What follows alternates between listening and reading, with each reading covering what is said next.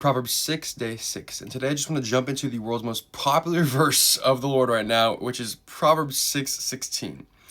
The Lord hates 6 things. In fact, 7 are detestable to them. It's like 7. All right, I'll be a little more serious now. I just wanted to mention that, get that out of the way. Let's go back up. Today it starts off with talking about finances a little bit. The way I read it was like, if you're in a debt, you must do anything you can to get out of that debt, because it says, it talks about being in debt with your neighbor or a stranger, and it says, go humble yourself and plead with your neighbor. Don't give sleep to your eyes or slumber to your eyelids.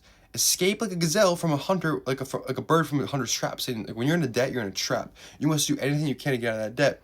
And kind of alludes to the fact, to me at least, that we're in a sinful debt always to the Lord. We're never going to be perfect human beings. But Jesus died for that debt.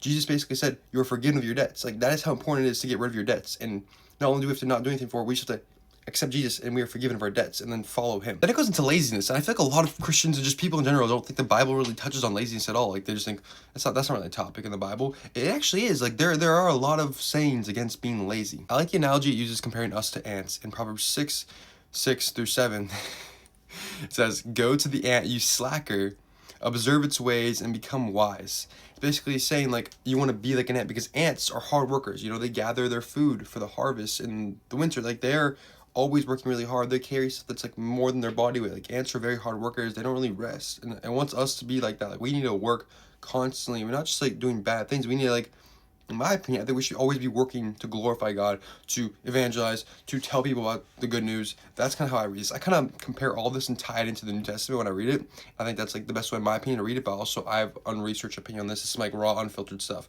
So that's what I take from it. Then it kind of talks about how, like, an evil person will get eventually what they deserve. It talks about this evil person. It says, like, suddenly they will be struck by calamity and they will be shattered instantly beyond recovery. Then it goes into the 6-7 things the Lord hates and doesn't like, and those are kind of like basic things like evil, wickedness, stuff like that. And then finally it goes into adultery. It says, whoever does adultery will destroy himself, and he will get a beating and dishonor, and his disgrace will never be removed. And that is in Proverbs 6:33.